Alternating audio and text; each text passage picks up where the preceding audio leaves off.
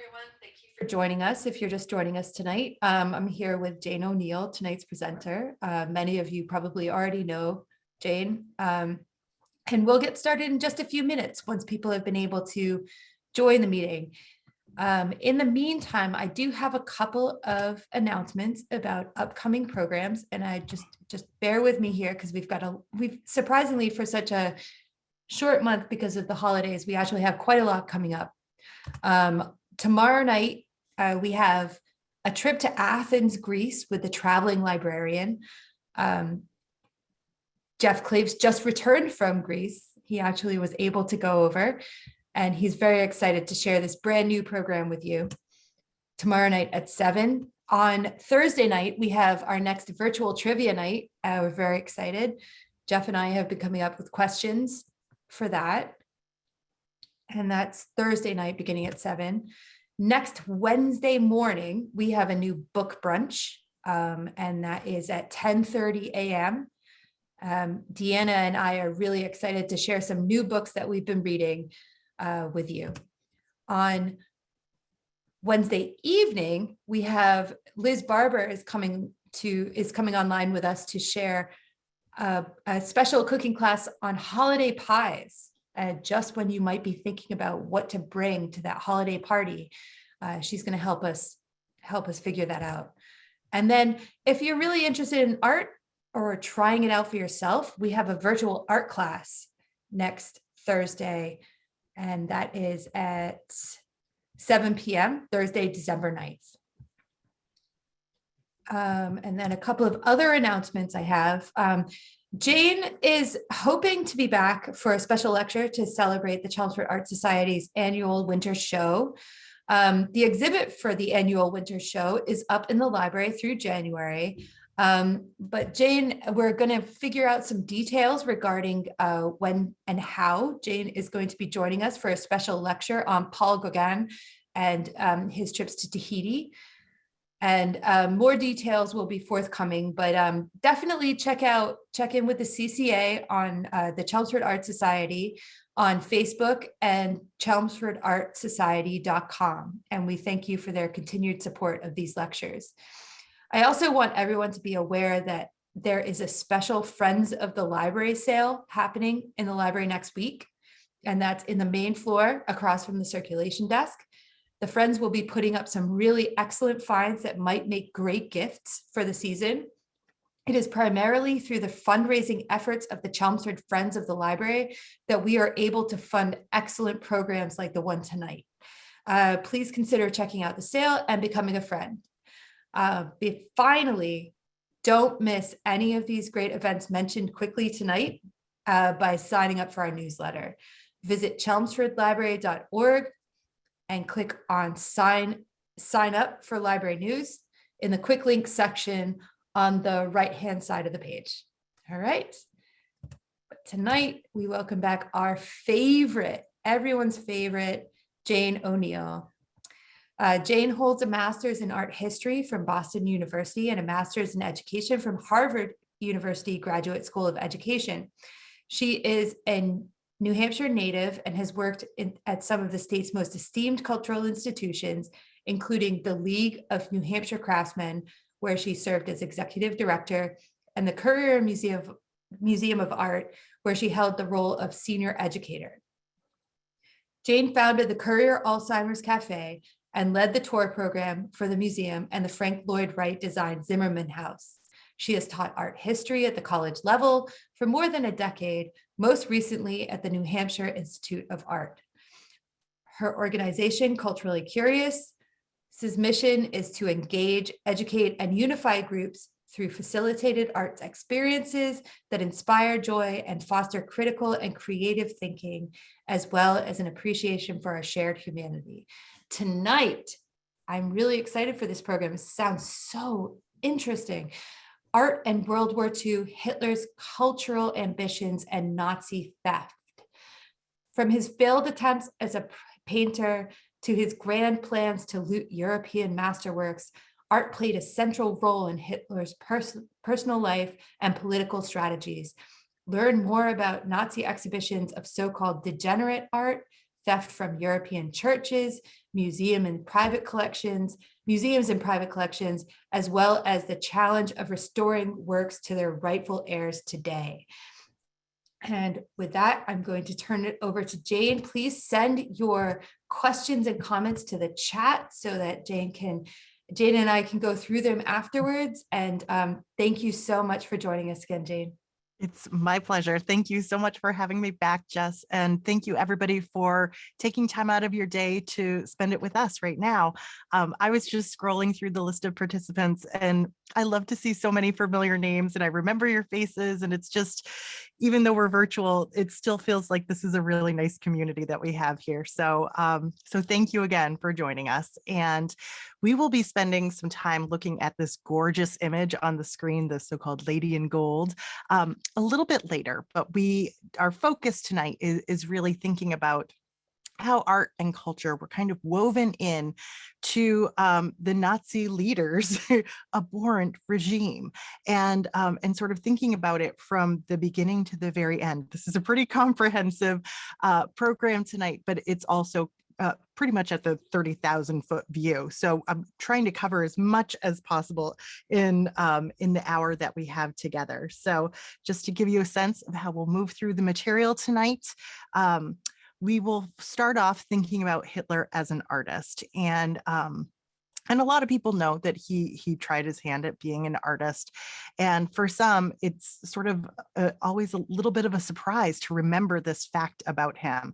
And I should give the preamble here that I'm in no way trying to humanize him by talking about him as an artist or exploring this aspect of his biography. We'll move on from that to when Hitler is in power and this big exhibition that he put on called the Degenerate Art exhibition, and then on to sort of grander ambitions, his own museum, the so-called Führer Museum or Leaders Museum. And then how do you fill up a grand museum? Well, you have to steal a lot of art if you're Hitler. So we'll look at some of the most incredible pictures that were stolen throughout Europe in order to fill up this museum. And then we'll finish up looking at how those same works were rescued and restored to their rightful owners. So we've got Hitler here looking at art, and we will get started thinking about Hitler himself. And unlike a lot of my programs, I've tried to include some timelines along the way, just so that we have a sense in terms of where we are in time and space as we're thinking about all this, because these were questions that I had repeatedly as I was putting the program together. So thinking about Hitler as an artist, like I said before, it can come across as a surprise to a lot of people that that this person who is considered the most evil person of the 20th century, this person who was at the head of a massive genocide, that he also had artistic inclinations. It just seems really out of sync with his violent nature, because we think of artists as being sensitive and empathetic. So so we'll think a little bit about how he got started in the arts. We have his birth here just before the turn of the century. He drops out of the equivalent of high school at 1905, and then eventually a few years later applies to art school and works as an artist until the outbreak of World War I. All right, so I think it's important to know that Hitler had grand aspirations when it came to his work as an artist. And here he is as a young boy. And there's just an interesting detail here that I'm going to share related to his biography. And that is, when he was a young boy, he moved back and forth from a few towns. But eventually his family settles in a very small town of Linz. And Linz is going to factor into tonight's program quite a bit. So we'll get back to this idea of Linz. So he's living in this small town, and we can see from early drawings over here, he was probably a teenager when he created this work, that he's got this early interest and early inclination. Otherwise, as a student, his teachers characterized him as being uncooperative. His father had hoped that Hitler would follow in his footsteps and become a customs clerk. But like I said, Hitler ended up dropping out of high school and essentially living off of his parents, sort of living this lazy existence for a few years in the town of Linz. And he was doing things like going to the opera, engaging in sort of cultural leisure activities, but he was not sort of advancing his career or his life at that point. But his big dream of being an artist prompts a big change in his life. And that is, he decides to move from this small town of Linz to the cultural capital of Vienna. So just to give you a sense in terms of where we are in space, we have the town of Linz is so small, so provincial, that it's not even on the map, but it's here on the river, and it's right between Salzburg and Vienna. So going to Vienna was a really big move for young Adolf Hitler. And he went there because the country's best art school was there, the Vienna Academy of Fine Arts. And in the year 1908, so just a few years after he had dropped out of high school, he applies for admission to the Vienna Academy of Fine Arts, and he fails to gain admission, fails to get acceptance twice in 1 year. And so he's sort of living like a vagabond after this. And he's sleeping in homeless shelters. He's sleeping under bridges. And so over here we have one of his first self-portraits. This is a painting by Adolf Hitler where he is sitting on a bridge. He's a solitary figure. If we zoom in, he's actually an expressionless figure.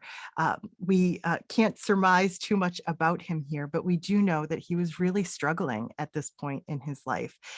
He talked about in his autobiography, the fact that he didn't get into art school really struck him like a quote unquote bolt from the blue, because he was so certain of his success in this area. Well, he continues to work at painting, and he has a particular talent in terms of capturing architectural details. So this is really where he focuses his efforts. In fact, he's, you can see from an image like this from just a few years later, he's really interested in ornate architecture or in classical architecture, so much so that at the Vienna Academy of Fine Arts, they actually recommended that he go back to high school, finish up, and then apply for the architecture school, but he had no interest in doing that. So he continues to paint buildings, famous buildings from around Vienna and around Munich, and he sells them to tourists, and he establishes a great working relationship with a framer in the area at the time too. He was a Jewish man, and a lot of historians like to go back and sort of think about, when did Hitler's ideas, anti-Semitic ideas really crystallize? And so they sort of scratch their heads around this period in his life because he had such a good working relationship with this Jewish framer. So we get a sense that he's creating all these great architectural pictures, or at least, more than adequate architectural pictures.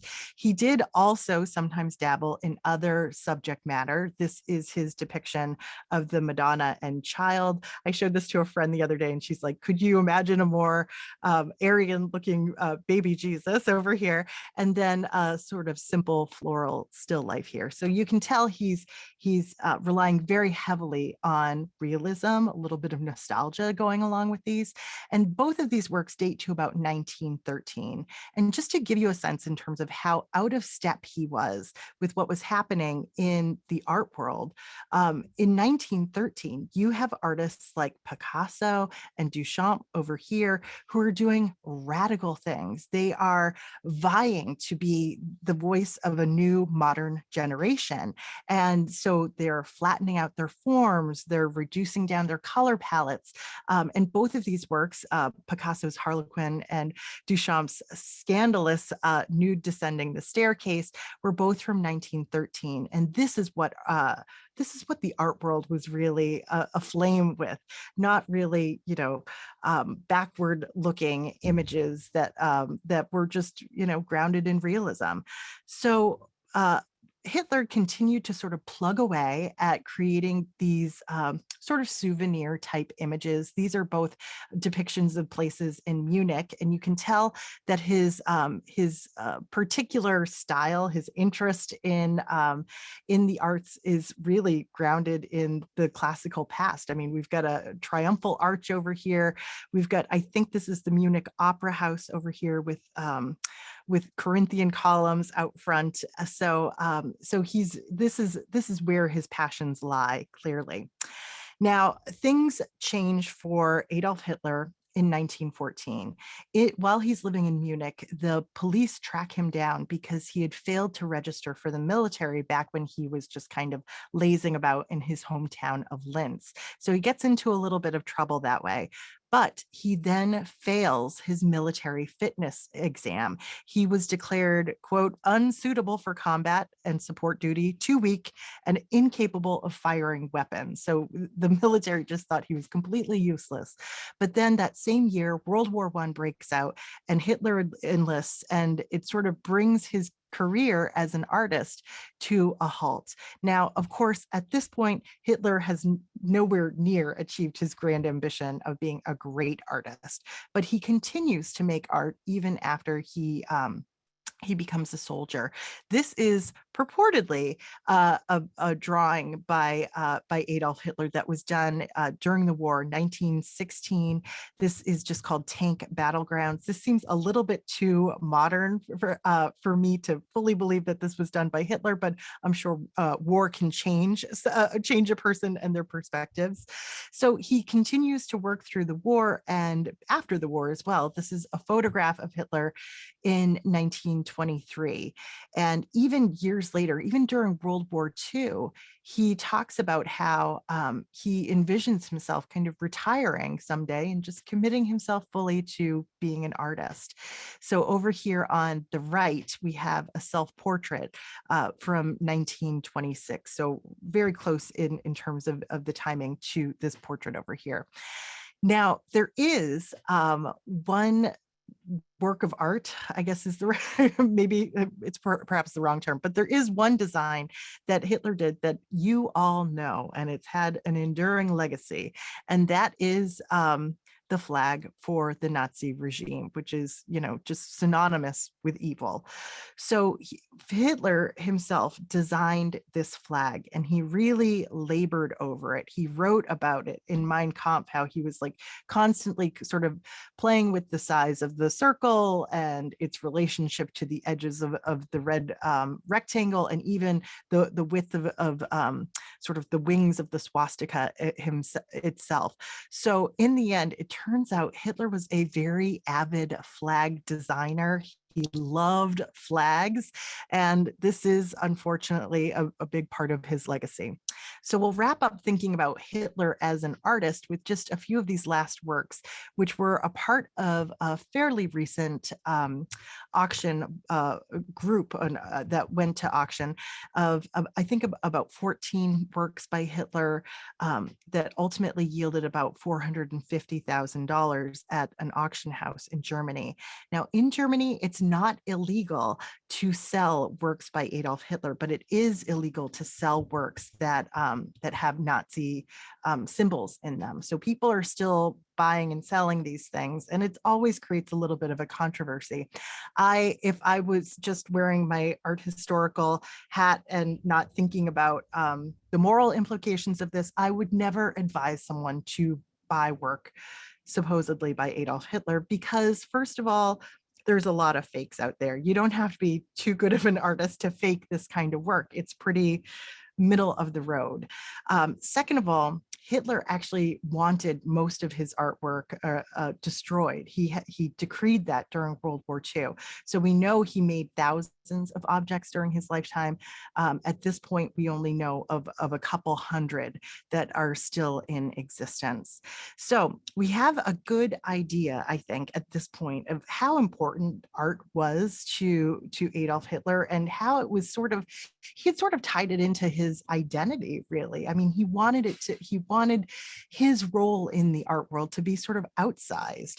And even after he switches gears and begins to focus on politics, art is still very much a part of his thinking. So he joins the Nazi Party by 1920. A few years later, he publishes his autobiography in prison. Within a decade, he is the dictator of Germany, and almost immediately they are essentially exacting atrocities against other people, including operating concentration camps. Now, when Hitler came into power in 1933, he declared a quote unquote merciless war on cultural disintegration. So he was already thinking about how art and culture and politics all tie in together. And so just a few years later, he and the Nazi leaders launched this exhibition of so-called degenerate art. And that's what we'll spend this next section looking at. Degenerate art was an exhibition that was launched simultaneous to another exhibition that was called the Great German Art Exhibition. So the Nazis were basically saying, here's good art and here's bad art. And these were essentially like posters or flyers for both of those shows. The good art was here. It was traditional, it was triumphant, it was academic, maybe even a little bit cold. And then over here, the bad art was abstract, it was modern, and everything about the way the Nazis presented it was to make it look unprofessional, tie it in with mental illness and sort of like this childlike sensibility here. So let's take a look in terms of what these exhibitions actually looked like. The Nazi leaders themselves actually had a great deal of debate around just what would go into the Great German Art Exhibition. And incidentally, Hitler believed that, Hitler had very strong ideas and everybody eventually deferred to him. So he said, he essentially had the final word. So everything in this exhibition was kind of Hitler approved. So like I said, it was really traditional art. Most of it was 19th century. It was realistic, sometimes romantic. It had a coldness to it and a little bit of kitsch that went along with it. All right, so how does that compare to the Degenerate Art Exhibition that they launched simultaneously? Well, to start off, almost somewhere between 3 and 5 times as many people visited the Degenerate Art Exhibition as they did visit the Great German Art Exhibition.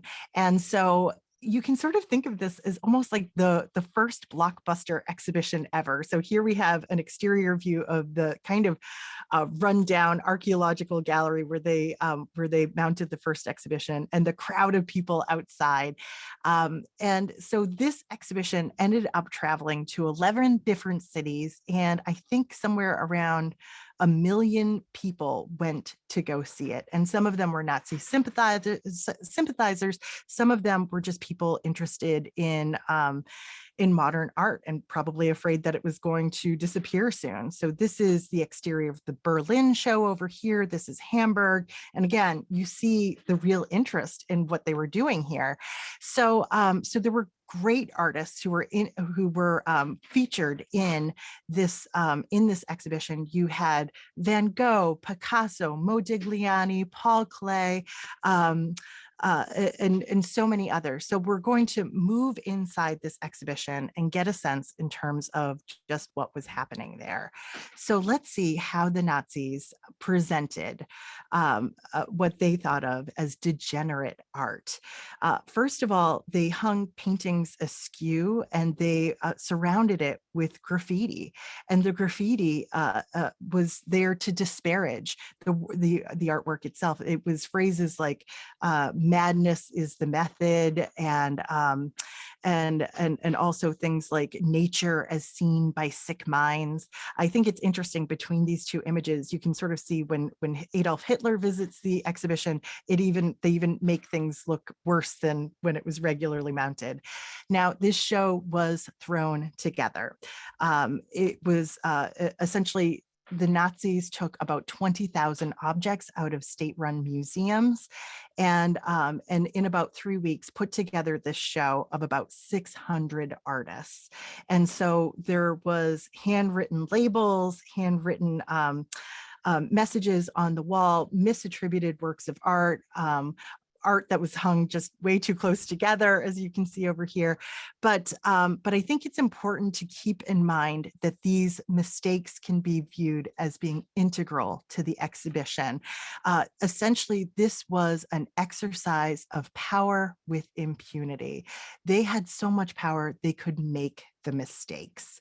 It's a really interesting element of propaganda, essentially. And that is essentially exactly what this show was. So over here, we see a crowd inside the Degenerate Art exhibition. The curators actually hired actors to move amongst the crowd and to help to ramp up negative feelings towards the works of art and the artists. Different propagandists within the Nazi regime were actually going on the radio and referring to these artists as being garbage. So really just trying to dehumanize them in every way imaginable. So let's take a look at some of the artists and some of the artworks that were included in the Degenerate Art exhibition. Over here, we have some graphic works by a German artist named Emil Nold, who is an expressionist artist. So we've got Madonna and Child, and then a portrait over here. And these are both from the early 19th century, or sorry, 20th century. So you might be thinking, oh, a German artist, they're throwing sort of one of their own under the bus. And Emil Nold was actually a Nazi too. He was a kind of a longstanding member of the Nazi party. But the Nazis wanted to sort of make an example out of him, state as strongly as possible that they were against modern art and expressionistic art. So they included him in the exhibit, and then they actually issued him essentially a decree saying he was no longer allowed to make art anymore. So the Gestapo would occasionally visit his home and touch his brushes to make sure he hadn't been painting. So apparently he switched to watercolor painting so that his brushes would dry faster. Another artist that was included in the exhibition was Marc Chagall, who was a Russian Jewish artist. He was actually only one of 6 Jewish artists included in the show of more than 100 artists, but he was really sort of made an example of. He had 63 works in this exhibition, including the 2 on the screen, Fiddler over here on the left and Purim over here on the right. So when Marc Chagall first came on the scene, the German press loved him, and they praised him in the media.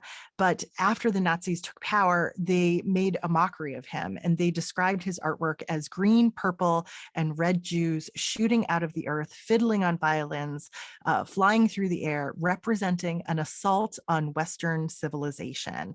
So the Nazis were really trying to tie Judaism to the very nature of modern art.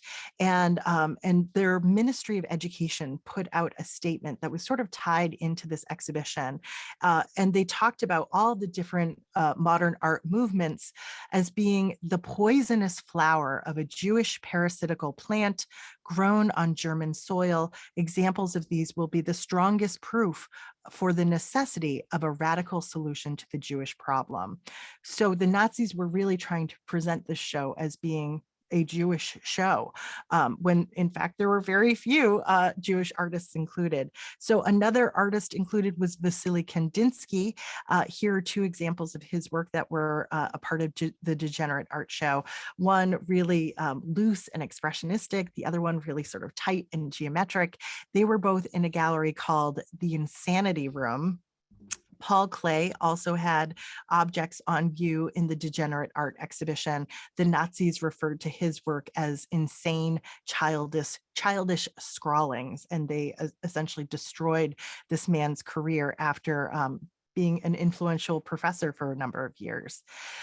So like I said, they stole a lot of works in order to kind of have a trove of works to choose from. So this is a storage room for the Degenerate Art exhibition, and you can probably make out works that are maybe familiar to you. You've got Picasso over here, Modigliani right next to it. So some of the greatest masters of the 20th century were included in this exhibition.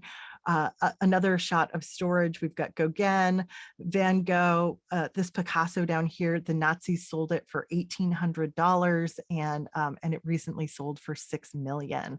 So they were savvy about what they were taking, because they then turned around and sold a lot of it at sort of like fire sale prices. So, but I just wanted to highlight this Van Gogh self-portrait, which is at the Fogg Museum in Cambridge. And it really is one of his most striking self-portraits, this radical green background. Nobody had ever painted themselves this way before. And the way he builds up the structure of his face with color here and sort of distorts his physiognomy in the process. It's a really challenging painting. And of course, this would be something that would get right under the skin of somebody who's as traditional in his artistic preferences as Adolf Hitler. One other really remarkable Van Gogh that was included in the exhibition was his portrait of his doctor, Dr. Gachet, who was treating him in the months before Van Gogh's death. And you can see here, Dr. Gachet was also kind of prone to melancholy. Van Gogh wrote to his brother that it was sort of like the blind leading the blind with getting counseling from this man. This portrait sold for $82.5 million back in 1990. It's really considered one of the most valuable works of art on the planet.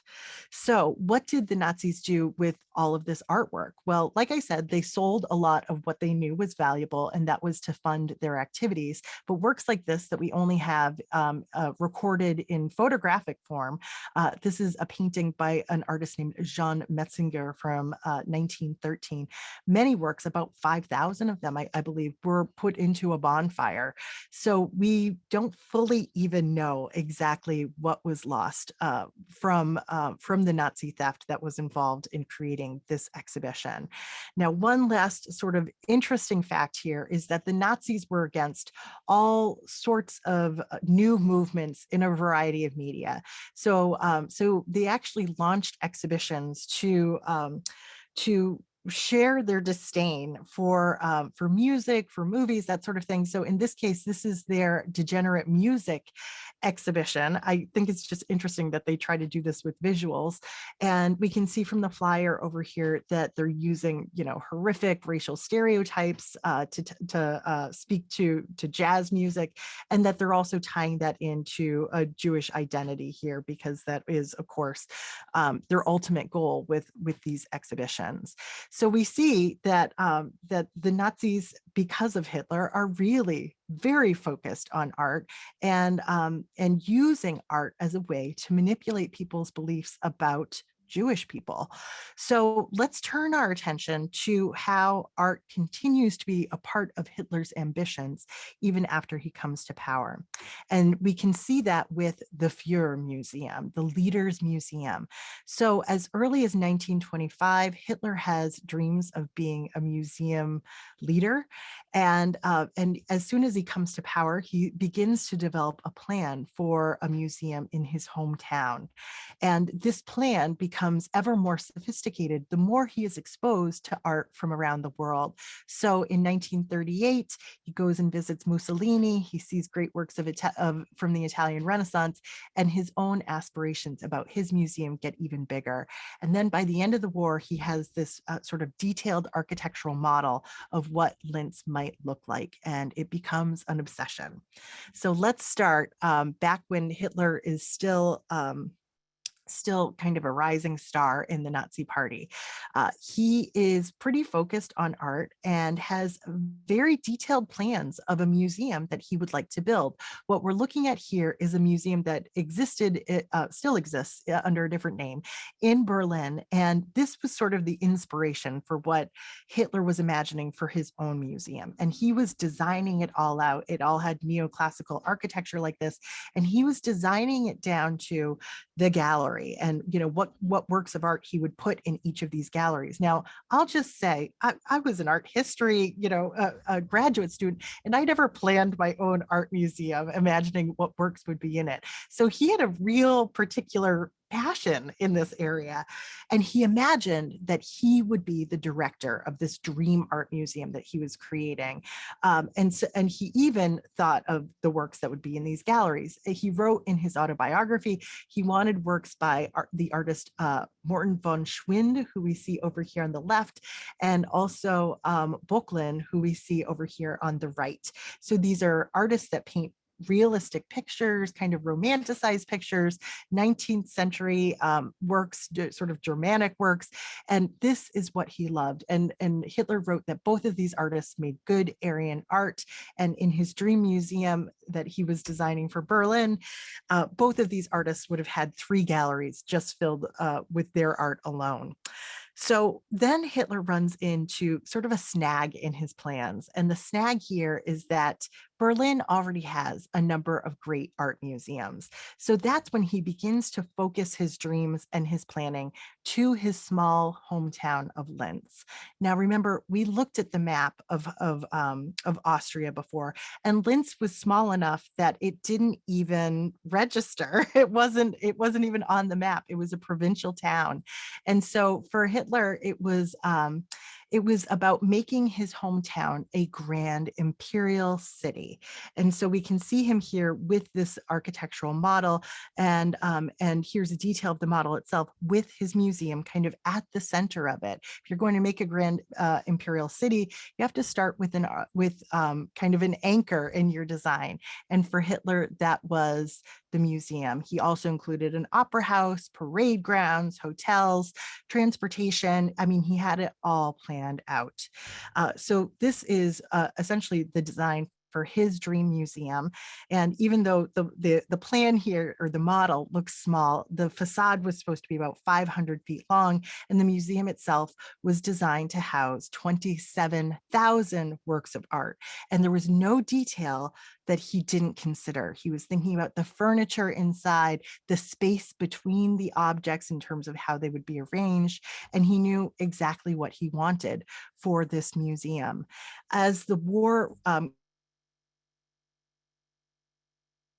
was sort of getting close to ending, as the walls were kind of closing in on Adolf Hitler, he had this model brought down to his bunker. So this is 1945.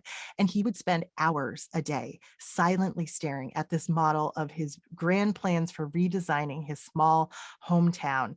And he would occasionally invite people over just to talk about that art museum.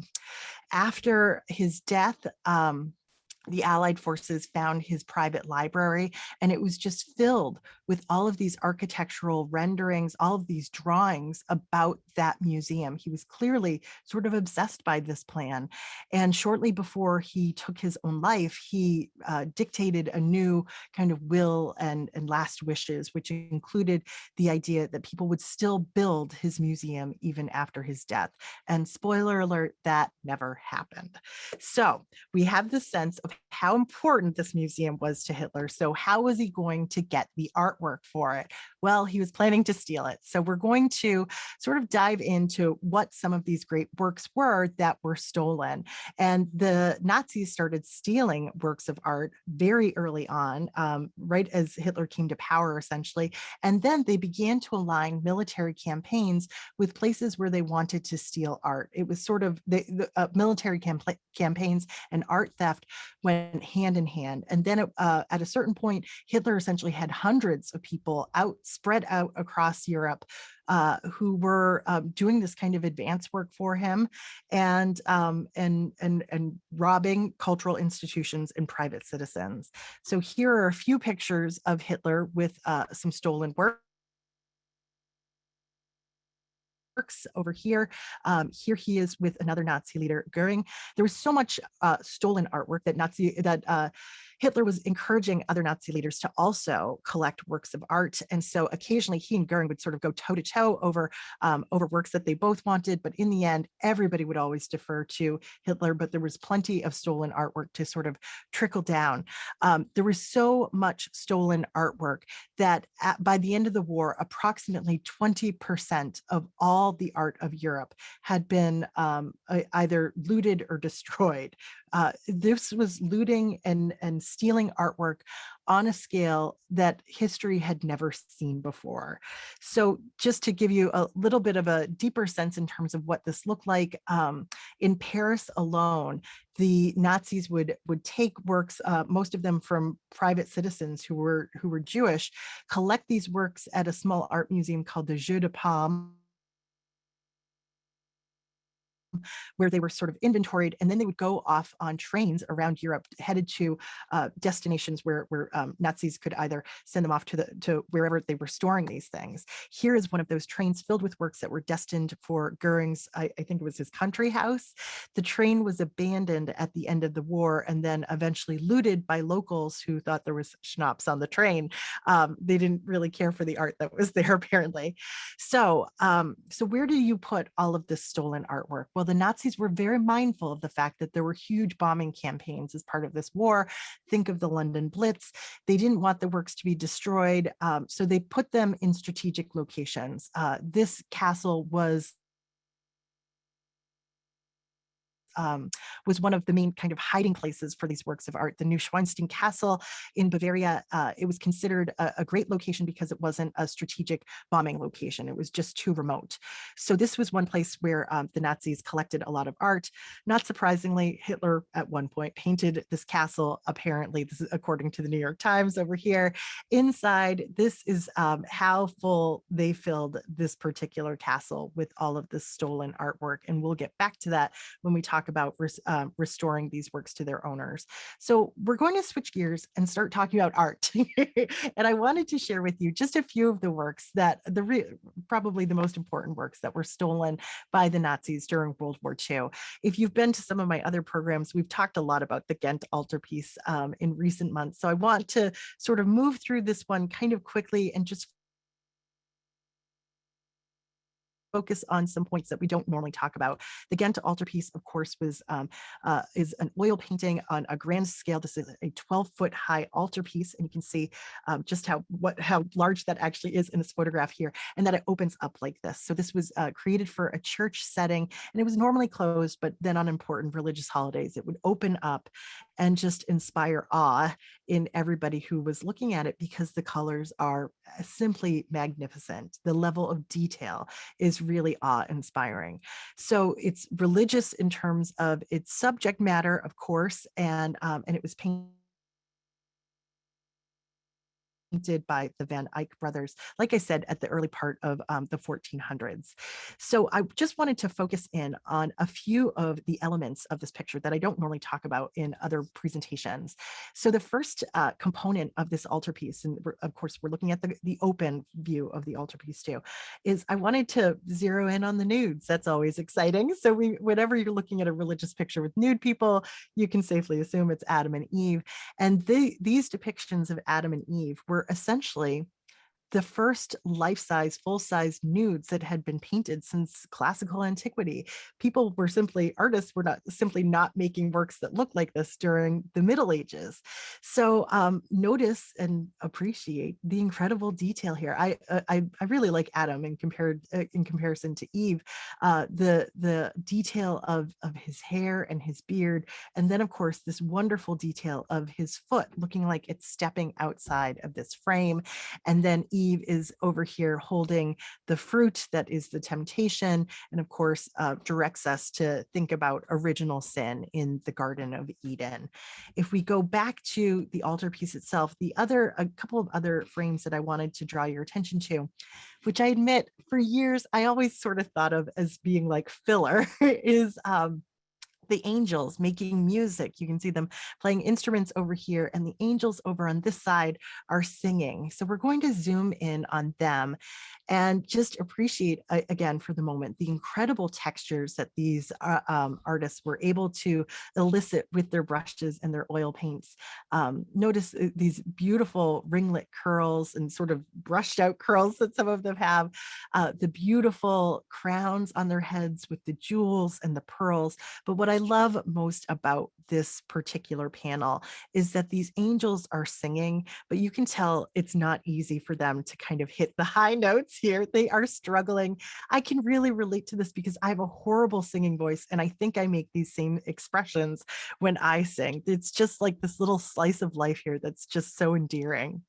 So the last part of the Ghent Altarpiece that I just want to spotlight quickly is this bottom central panel, which is really the heart of it all. And we'll zoom right in here because this is the Adoration of the Mystic Lamb. And this is a large panel. It's roughly human sized. And so you can imagine all of the incredible detail that's included here from the plants and the vegetation to each of these individualized figures. But right here at the center is the focus. We have this lamb standing in for Jesus. He's spilling blood into a chalice. He's on an altar. There's a crucifix behind him.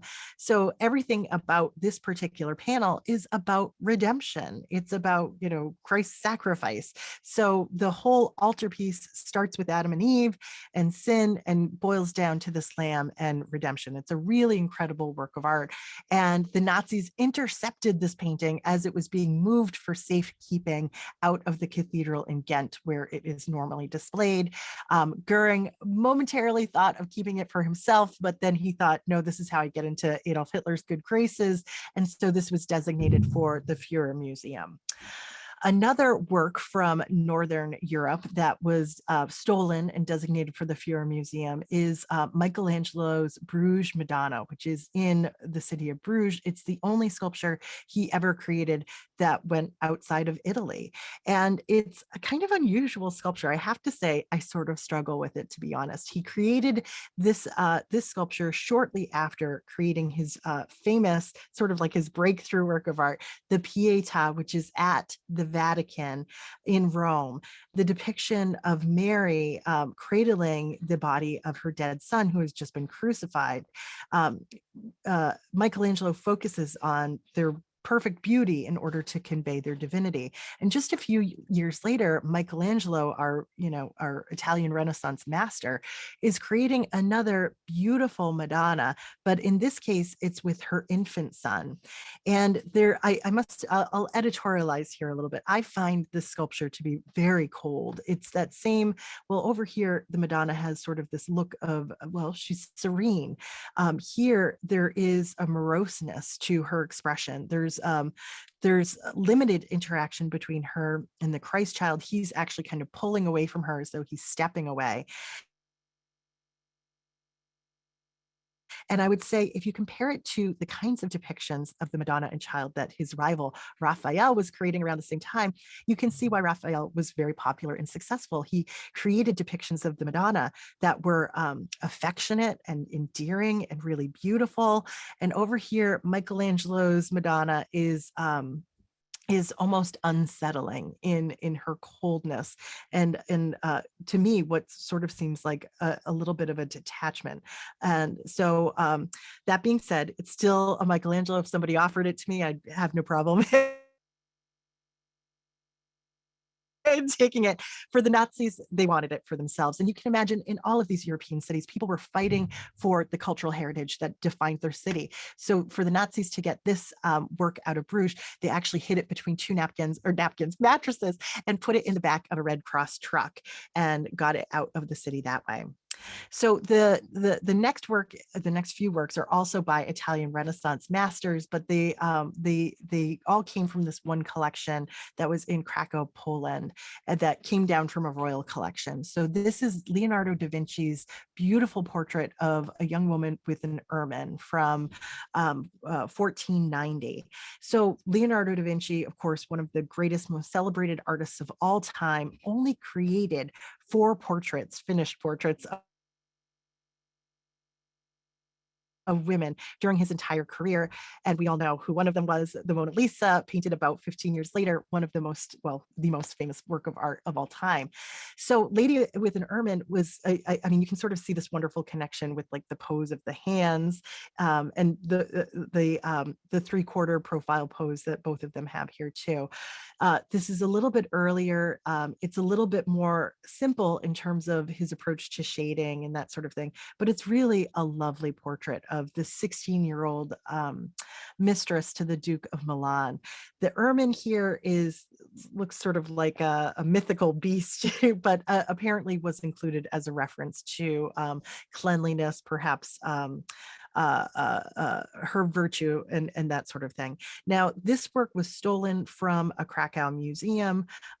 Actually, it was the people who were running the museum tried to kind of hide it. They put it in the basement of a mansion and put it in this niche in the basement and plastered up the wall. The Nazis still found it. And then it was hung in the office of this Nazi administrator who was essentially overseeing Poland after Poland was invaded by the Nazis. More Nazis came in and took this work from this Nazi administrator. His name was Hans Frank, and they designated this as something that was destined for Hitler's museum. Somehow it ended back up with Hans Frank. And then before the end of the war, it went missing. So we'll find out what happened to it later on. Another really important work that was stolen by the Nazis was also part of that same collection from Krakow. This painting of a young man from about 1516, painted by the Italian Renaissance master Raphael. And I have to say, I've seen this work many times in reproduction. We can only see it in reproduction because it is still missing. And I think most of the reproductions that I've seen have been sort of lackluster. It's hard. I mean, we don't have a great high-res image of it.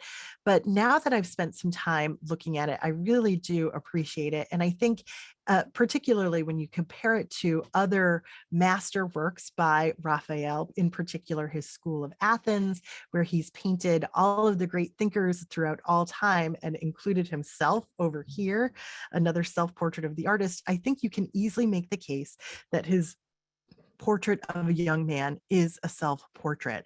And then when you compare it to other portraits of young men that he was painting from around the same time, this is his portrait of a banker named Bindo Altavidi. It's at the National Gallery of Art in DC. And it is just, it's a stunning picture. And it's also sort of effeminate. It's really sensual.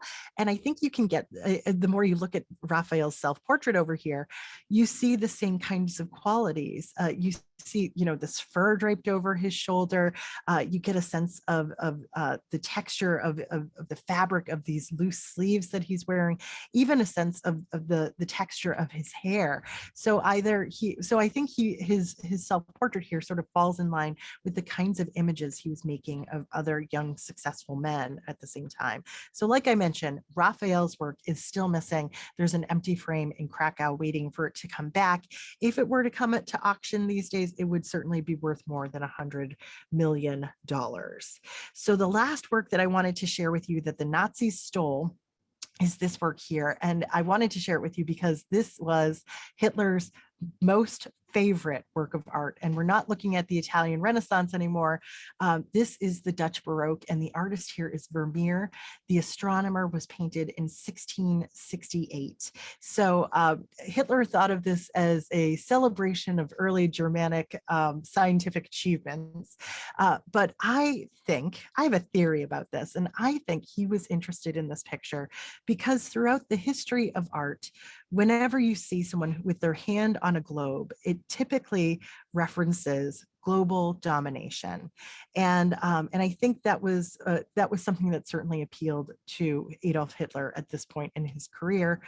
He was also interested in this other work by Vermeer called The Art of Painting, and so these two works were stolen. I know that The Astronomer was stolen from a Jewish family in France and immediately designated for the Führer Museum, but these were sort of the linchpins of his Führer Museum, and I think together we can sort of think of them as statements about how Adolf Hitler thought of himself. He thought of himself as the artist, and he thought of himself as somebody capable of global domination.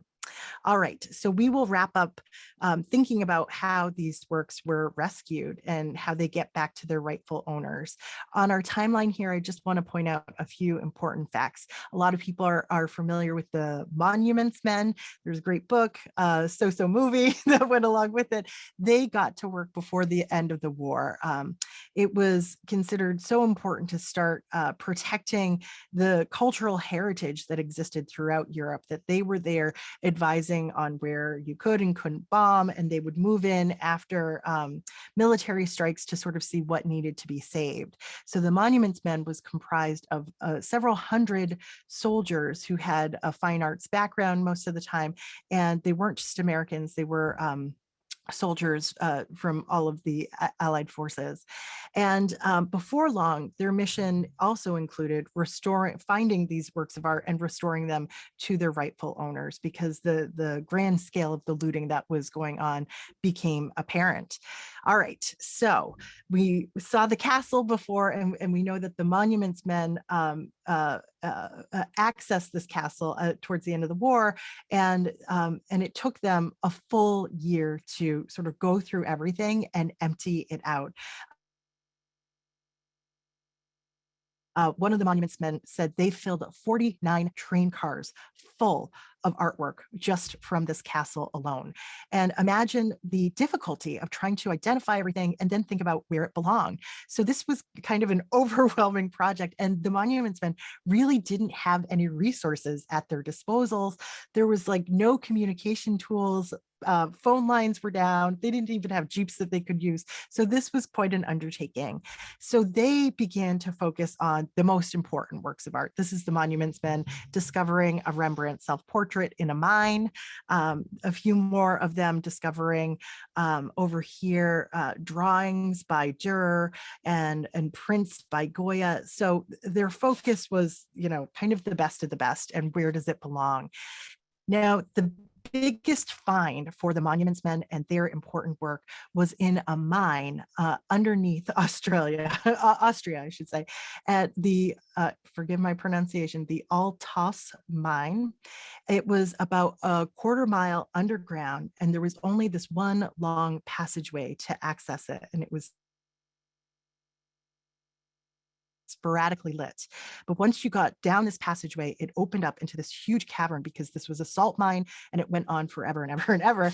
And the Nazis put thousands of works of art for sort of safekeeping underground in this salt mine. We can see some of the art storage that they created under there. They actually built curators' offices and a restorer's room. There was close to 7,000 paintings down there. There were tapestries, decorative arts, works on paper. The collection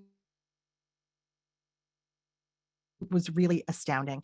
And the Monuments Men talked about, getting into this mine and just having, this sense of, the overwhelming feeling that the Nazis could so value these works of art and try to protect these works of art by putting them underground, while simultaneously trying to exterminate groups of people off the face of the planet. It was really hard to reconcile those two things. Incidentally, the Nazis did try to blow up this entire collection of art at a certain point.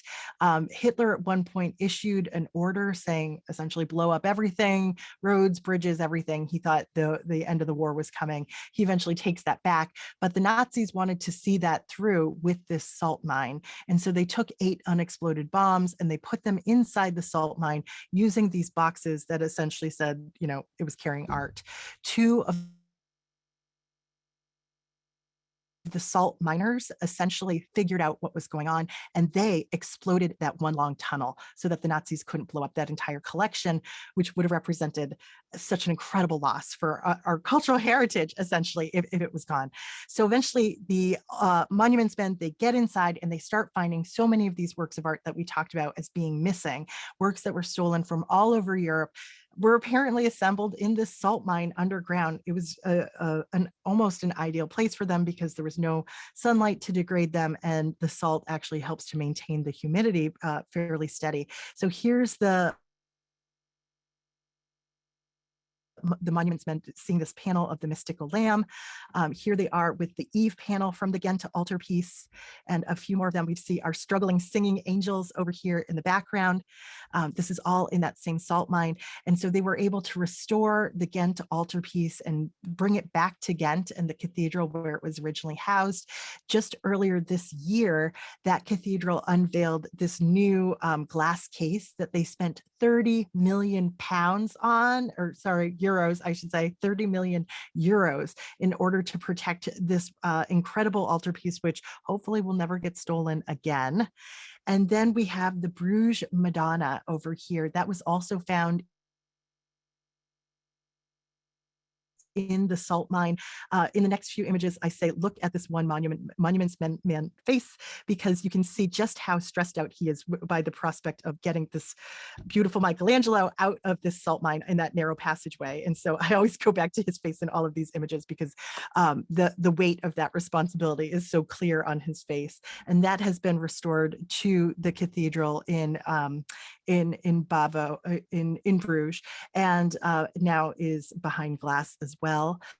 The Allies also found that Leonardo da Vinci, Woman with an Ermine, after the war, about a year after the war, and it ended up being in Hans Frank, in his his vacation home, and he was ultimately sentenced to death at the Nuremberg trials, not just for stealing the Da Vinci. He was intimately involved in a lot of atrocities. And we also found the astronomer, the Vermeer painting down in that same salt mine. I always love this image, just the reminder that it's a small picture. The art of painting was down there as well. So all of these important works that were stolen, destined for the Führer Museum, were found down there and brought back to where they belonged. But the challenge here is that the Nazis stole so much, and so much of it was very difficult to restore to their owners, because a lot of it was silver and candle holders and that sort of thing that weren't monogrammed or engraved, or so there was all of this stuff and no great way to get it back to who it belonged to. But there were some things that were not restored properly, we should say. So we'll finish up looking at probably the most famous case of restitution, and that is the case of Gustav Klimt's Woman in Gold, or a portrait of a Bloch-Bauer. This is a photograph of the woman who is portrayed in the painting, this absolutely glorious painting from 1907. Now, this picture had been hung in a public museum, the Belvedere Museum in Austria, since the war. The Nazis actually put it there, and it became sort of like Austria's Mona Lisa. There's even a Barbie doll of Adele Bloch-Bauer. There's a lot of pride in this picture because it is so beautiful. And of course, it was painted right around the time that Gustav Klimt was in his gold period. And I think most people have probably seen his famous painting, The Kiss. So here is the museum, the Belvedere Museum, where it was housed for, the better part of half a century or so. For a lot of people, it belonged there. Adele Bloch-Bauer herself actually had a handwritten will that said when she died, she wanted her portrait to be in this museum. So that seems like clean and easy. But she died decades before the war. And so her husband, who had actually paid for the painting, had his own will. And he said that his paintings should go to his nieces and his nephew. So not too long ago, one of his nieces, a woman by the name of Maria Altman, began a legal battle to get this painting from the Belvedere Museum. She had a 7-year-long legal battle that a lot of people are familiar with now because they turned it into a movie with Helen Mirren, I think. And it's called Woman in Gold. And so she fights and fights and fights. And ultimately, this is tried in front of the Supreme Court of the United States. And she wins the painting that was, in her family, that had been stolen from by the Nazis. and placed in this museum setting without her consent, something that rightfully belonged to her. I think a lot of people were surprised when she turned right around and she sold this painting after winning it in this legal battle. And I think it was a record-breaking price. I want to say it was like $135 million, but she sold it to somebody who ensured that it would be in a public collection.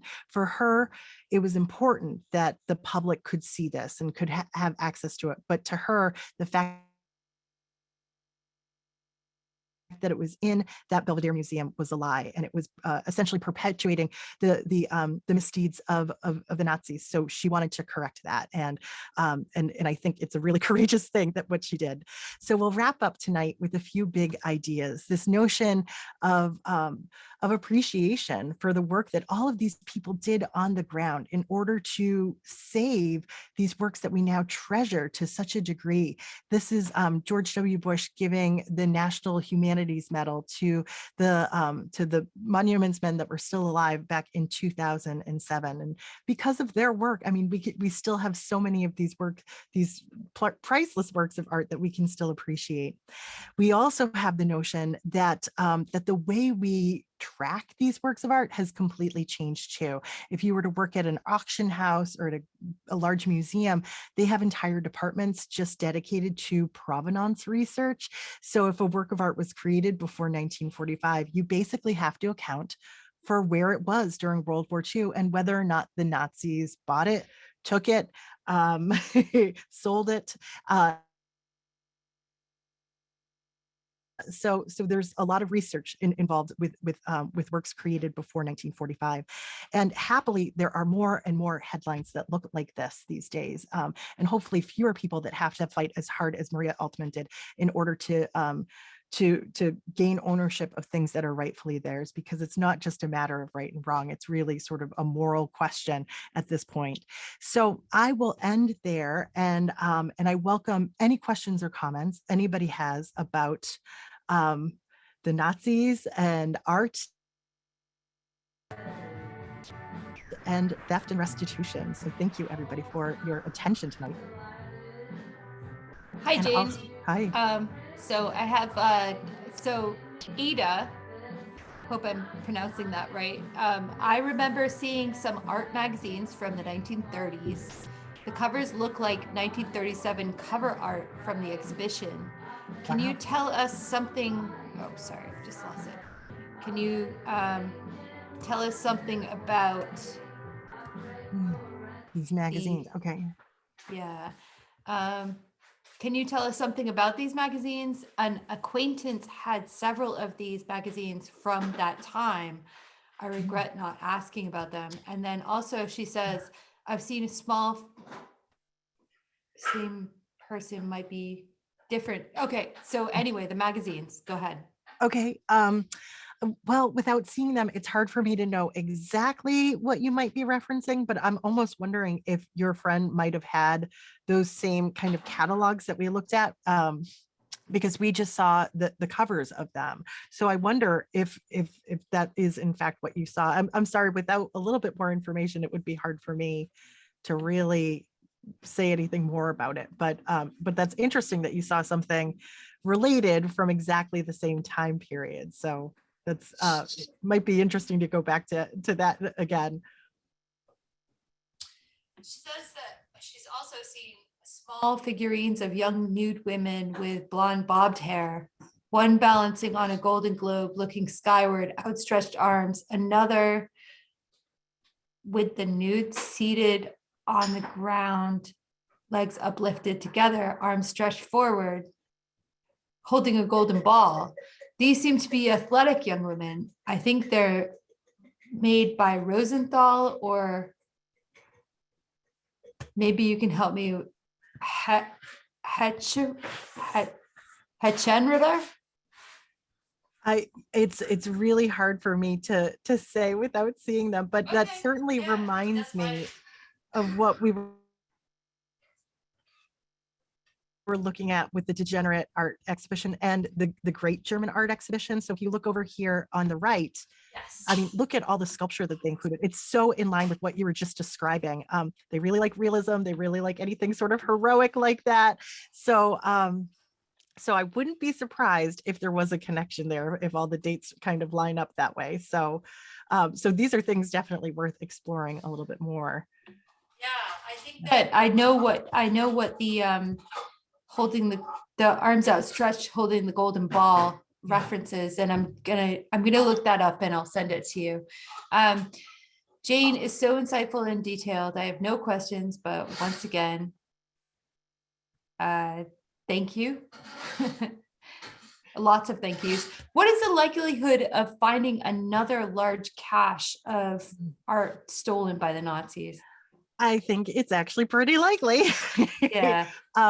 Just a few years ago, they found in like this one guy's apartment, like 1,000 works of art, essentially, that were, I can't remember if they were like forced sales or something like that, but essentially it was like he shouldn't have had them.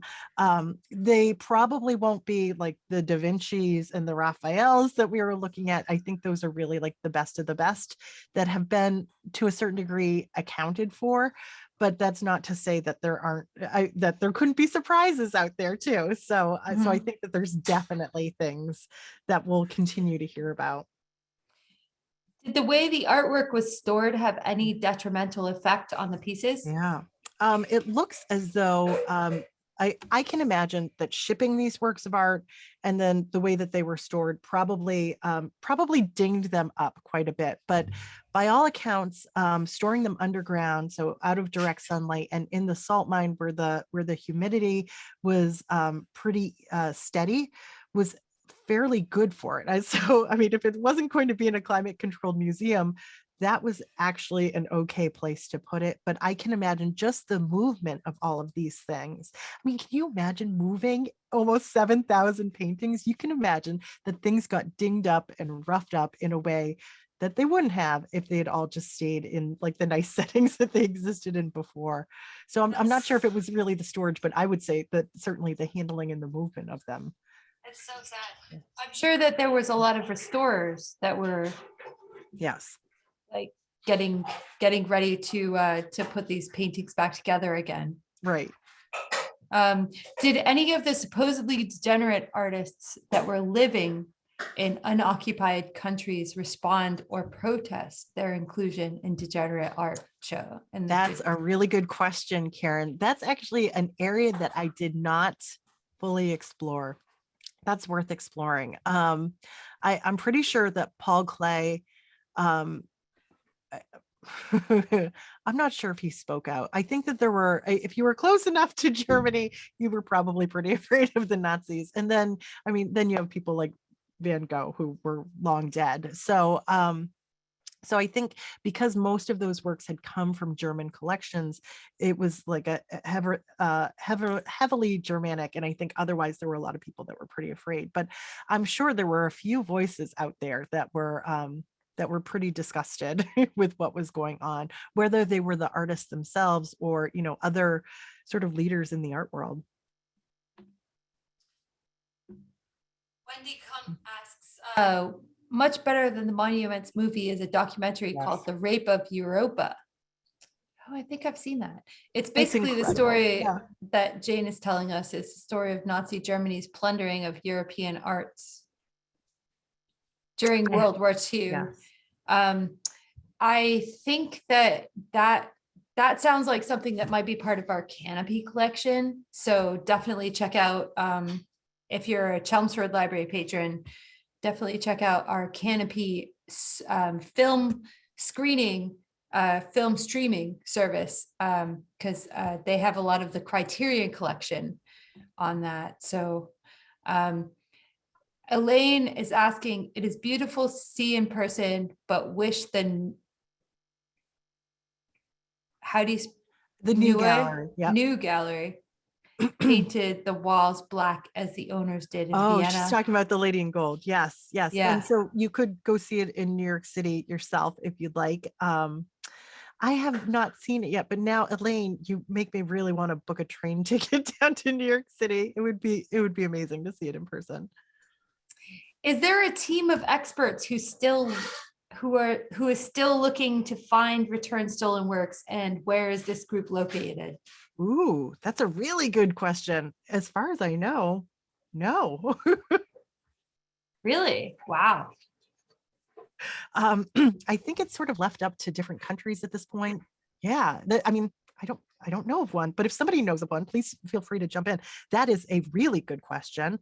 But I like one of the most high profile cases, like I mentioned, the man who had 1,000 works in his apartment. I think that was all going through his country's government, essentially. So, and different countries actually have different rules about how they handle artwork that was stolen or moved or looted during Mhm. during World War II. So actually, if I had to guess, there probably isn't just one group that's handling this, because there's a lot of different laws. And were some museums successful in hiding their collections? Ooh, museums. That's interesting. My guess is probably. I mean, probably if they were benefiting from Nazi philanthropy. but I mean, most museums, they want to put out the best of the best, a lot of them have been fighting, not as high profile cases as Maria Altman's and the Woman in Gold, but they want to show the best works that they have. They're probably not going to fight tooth and nail for minor works, but if they have something special, it's not their first instinct to give it away. So it's going to be, it usually is a challenge to get something back to where it belongs. Those headlines that I shared at the end, those were still kind of hard fought cases to get those works restored. And like I said, I mean, it's only happening now, 70 something years later. So there's still a ways to go. Yeah. Was the Mona Lisa a target of Nazi theft? Well, I do know that the Louvre essentially tried to empty itself out because they were really afraid of bombings and they were afraid of looting. So a lot of the most important works, a lot of the most famous and most expensive works from the Louvre were moved for safekeeping. I'm sure if Hitler could have gotten his hands on the Mona Lisa, he would have wanted to. I think I remember hearing a story at some point that she was actually put in like this special like velvet lined crate and was like stored in like this family's chateau during World War II. And like, a little girl lived there and was like, oh, that's the Mona Lisa in the box. So they ended up in strange places. So I have to ask you, Jane, while you're on the line, recently, I think it was just not a couple of days ago, there was new evidence leading to the Gardner Museum theft. Yeah. And I wondered what you thought. Like, do you think that the missing paintings are in the Boston area, or do you think that they're gone, or what do you think they should do about that? I suspect that that the works that were particularly like the incredible works by Rembrandt that were like cut out of their frames, I think that those were probably destroyed in the process of stealing them, because you can't really just roll up a painting that old. So I think if those works still exist somewhere, they've probably been really degraded. Yeah, it's sad to think about, but like I have this hope beyond hope that they'll get restored back to the museum. I watched that documentary on Netflix, which kind of opened my eyes to like all the different ways that people use stolen art. So it's kind of fascinating to think that it's still out there, and maybe the right con man will lead us back to where they've been hidden all this time. Yeah, absolutely. The Goldfinch is one of my favorite books, and that they talk a lot about stolen art in that. But yeah, anyway, Jane, thank you so much again for joining us. And I will hope to have more information about the January presentation, but at the very least, we'll see you again in February. I look forward to it. Thank you so much, Jess. Thank you, All everybody, right. for spending your night with us. Have a good one. Thank you, everyone.